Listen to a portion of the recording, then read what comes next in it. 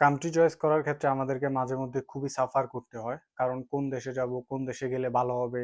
বিশেষ করে জবের বিষয়টা আমাদেরকে সবার আগে চিন্তা করতে হয়, কারণ অ্যাজ ইউজুয়ালি যেহেতু আমাদের বাংলাদেশের ম্যাক্সিমামই কিছু আছে অবশ্যই পড়াশোনা করার জন্য আসে। ম্যাক্সিমামই হচ্ছে যে আসার পর হচ্ছে জাস্ট মাত্র ফ্যামিলি সাপোর্টটা দিবে, আসার পর টিউশন ফিস থেকে শুরু করে living cost everything you have to manage by yourself.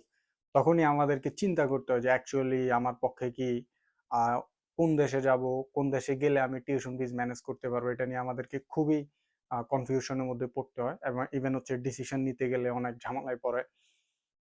এমনকি আমরা যখন কোনো এজেন্সিতে যাই, তখন এজেন্সিরা তাদের তাদের সুবিধা মতো কান্ট্রিগুলোকেই ওরা সাপোর্ট দিবে। তো এই ক্ষেত্রে আমরা মাঝে মধ্যে আমাদের পরিচিত যারা বিদেশ থাকে বা পড়াশোনা করতে গিয়েছে, তাদের সাথে যখন আমরা কন্টাক্ট করতে চাই, তখন ম্যাক্সিমামে আমাদেরকে ডিমোটিভেট করে যে জব ক্রাইসিস, এসে ম্যানেজ করা যাবে না, অন্য কান্ট্রিতে প্রেফার করা যাবে। ইভেন অ্যাকচুয়ালি আমিও যখন অস্ট্রেলিয়া চয়েস করি, তখন আমিও যখন কয়েকজনকে জিজ্ঞেস করি যে আসলে অস্ট্রেলিয়া কেমন হবে, তখন অনেকে আমাকে ডিমোটিভেট করেছিল যে খুবই এক্সপেন্সিভ, জব ক্রাইসিস, এই সেই অনেক কিছু বলেছিল। তখন আসলে অনেক চিন্তা ভাবনা করতে হয়েছিল। আমি যারা এই কনফিউশন আছেন তাদের জন্য একটা কথাই আমি শুধু বলি, যে আল্লাহ আপনাকে এমন কোনো প্রেশার দিবে না যেটা আপনি ওভারকাম করতে পারবেন না। ঠিক এই জিনিসটা মাথায় রাখেন, এই জিনিসটা মাথায় রেখে আপনারা কান্ট্রি চয়েস করেন। এখন হচ্ছে যে কোন দেশে যাব, কোন দেশে গেলে আমি টিউশন ফিস ম্যানেজ করতে পারবো, এটা নিয়ে আসলে আমাদের সবচেয়ে বড় কনফিউশন। আমি একটা কথা বলি, পৃথিবীর আপনি যে দেশে যান, যেহেতু আমার অনেক পরিচিত বিভিন্ন দেশে রয়েছে, ইভেন আমি আমার চ্যানেলের মধ্যে বিভিন্ন দেশে ইন্টারন্যাশনাল স্টুডেন্টদের অবস্থা, জবের ফ্যাসিলিটিস, জব ক্রাইসিস সবকিছুই অনেক কান্ট্রি যেমন ইউকে, ইউএসএ, দেন হচ্ছে রোমানিয়া, ইভেন ইউরোপের অনেক কান্ট্রিগুলোর আমার ভিডিও দেওয়া আছে। যারা চান তারা ইন্ডিভিজুয়াল কান্ট্রিগুলো সম্পর্কে জানতে পারেন। আসে মেইন কথায়, যে ইন্টারন্যাশনাল স্টুডেন্টরা আসলে তাদের কোন দেশে গেলে তাদের টিউশন ফিস গুলো ম্যানেজ করতে পারবে, বা আহ, ওই দেশে গিয়ে সার্ভাইভ করতে পারবে। আমি আপনাদেরকে একটা কথাই বলি, যাদের হচ্ছে বাংলাদেশ ছাড়ার ইচ্ছে, স্টুডেন্ট ভিসা আপনি আসবেন, পড়াশোনা করবেন, পাশাপাশি হচ্ছে নিজে সার্ভাইভ করবেন, আপনার যে কান্ট্রি পছন্দ, বা অনেকের থাকে না ড্রিম কান্ট্রি, যেমন Canada, USA, Australia, Europe, Switzerland, Denmark, যে কান্ট্রিটা আপনার পছন্দ।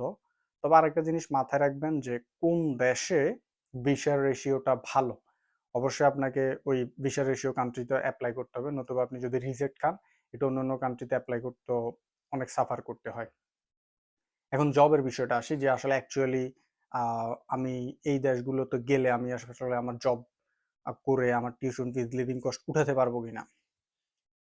এই বিষয়টাতে আমি আমার বাস্তব অভিজ্ঞতা থেকে একটা যদি বলি, কারণ পৃথিবীর সবচাইতে আমার কাছে মনে হয় এক্সপেন্সিভ কান্ট্রি হচ্ছে Australia, tuition fees very high. তো এই ক্ষেত্রে আসলে যেটা করা হয়, অনেক সময় আমরা যখন কাউকে ফোন দেই বা আমরা কোনো ইনফরমেশনের জন্য কাউকে নক দেই, তখন অনেকেই বলে যে টিউশন ফিস উঠানো পসিবল না, বা আসা ঠিক হবে না, এখানে অনেক কষ্ট, অনেক ক্রাইসিস। তো কেউ যদি আপনাকে এইভাবে ডিমোটিভেট করে, অবশ্যই তাকে আপনার নেগলেক্ট করা উচিত। কেন নেগলেক্ট করবেন আমি আপনাদেরকে বলি। বাংলাদেশ যখন আপনি ছাড়বেন, তখন আপনার পৃথিবী প্রত্যেকটা দেশের দরজা আপনার জন্য ওপেন হবে। ইভেন একটা রাস্তা যদি বন্ধ হয়, আরেকটা রাস্তা খোলা থাকবে। আমি অস্ট্রেলিয়ার এর আগে একটা টিউশন ফিস নিয়ে একটা ভিডিওতে বিস্তারিত বলেছিলাম। এরপর আমি এই ভিডিওতে একটা ব্রিফ ইনাস সামারাইজ করে আমি আপনাদেরকে বলছি, যে দেখেন অস্ট্রেলিয়ার টিউশন ফিস অনেক হাই।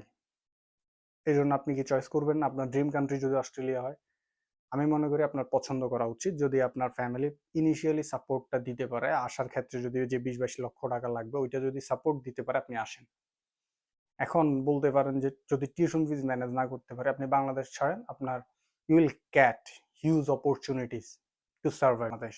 এখন বলি যে কিভাবে আসলে আপনি সার্ভাইভ করবেন। যেমন অস্ট্রেলিয়া যে টপ 8 ইউনিভার্সিটি গুলো আছে, এগুলোতে আপনার টিউশন ফিসটা অনেক হাই। কিন্তু আপনি যখন আসার পর আপনি যদি দেখেন যে না, আপনার পক্ষে পসিবল হচ্ছে না টিউশন ফিসটা ম্যানেজ করা, আপনি পারছেন না, তাহলে এখানে অনেক চিপ ইউনিভার্সিটিস, কলেজ, ইনস্টিটিউট রয়েছে যেখানে আপনি পড়াশোনা করে আপনি সার্ভাইভ করতে পারেন। ইন দ্য সেম কেস আপনি যদি ইউরোপ যান, সাপোজ আপনি হচ্ছে যে ধরেন রোমানিয়া, ইতালি, ফ্রান্স, অথবা নেদারল্যান্ড, ডেনমার্ক, যে কোনো একটা কান্ট্রিতে গেলেন, যাওয়ার পর আপনি যদি জব বা কষ্ট করে যদি সার্ভাইভ করতে পারেন, দ্যাটস গ্রেট। কিন্তু আপনি যদি না পারেন, যেহেতু সেনজেন কান্ট্রি, দেখলে আপনি ডেনমার্ক গেলেন, টিউশন ফিস অনেক বেশি, কিন্তু যাওয়ার পর আপনি টিউশন ফিসটা ম্যানেজ করতে পারছেন না, তখন আপনার কি করবেন? আমি একটা কথা বলি, যদি ডেনমার্ক আপনার স্বপ্নের পছন্দ, চলে যান। কেন যাবেন? দেখেন আপনি ডেনমার্ক যাওয়ার পর বা আপনি সেনজেন একটা কান্ট্রিতে যাওয়ার পর আপনি যদি দেখেন যে আপনি ওইখানে গিয়ে টিউশন ফিস ম্যানেজ করতে পারছেন না, তাহলে সেনজেন কান্ট্রি অনেকগুলো কান্ট্রি রয়েছে। আপনি স্টুডেন্ট ভিসে গেলেও বা ওইখানে যদি আপনি অবৈধ যদি হন, তবুও আপনি কিন্তু ওই দেশে থাকতে পারবেন লিগ্যালি একটা নির্দিষ্ট পিরিয়ড পর। ধরেন একটা সময় মানুষ ইউরোপ ঢুকতো, ঢুকার পর হচ্ছে যে পর্তুগালে বিয়ের অপরচুনিটি খুবই ভালো ছিল, তখন মানুষ পর্তুগালে মুভ করতো। এখন পর্তুগালের দরজা বন্ধ, এখন মানুষ হচ্ছে আপনার স্পেনে হচ্ছে যে ভালো অপরচুনিটি রয়েছে। তো সেজন্য মানুষ যারা ওয়ার্ক পারমিটে ইউরোপে যায় অথবা স্টুডেন্ট ভিসায় যারা সার্ভাইভ করতে পারে না, তারা কিন্তু স্পেনে মুভ করছে। তো তাহলে একটা না একটা কান্ট্রি আপনার জন্য সুযোগ খুলে দিবেই। ইভেন আপনি যদি দেখেন যে আপনি বড় কোনো বা আপনি পড়াশোনা আসলে কন্টিনিউ করতে চান, তাহলে আপনি যদি নেদারল্যান্ড অথবা ডেনমার্কে যদি চান, আপনি অন্য একটা কান্ট্রিতে যদি সিস্টেম বের করে যেখানে পড়ার টিউশন ফিস কম, আপনি ওই কান্ট্রিগুলোতে মুভ করতে পারবেন।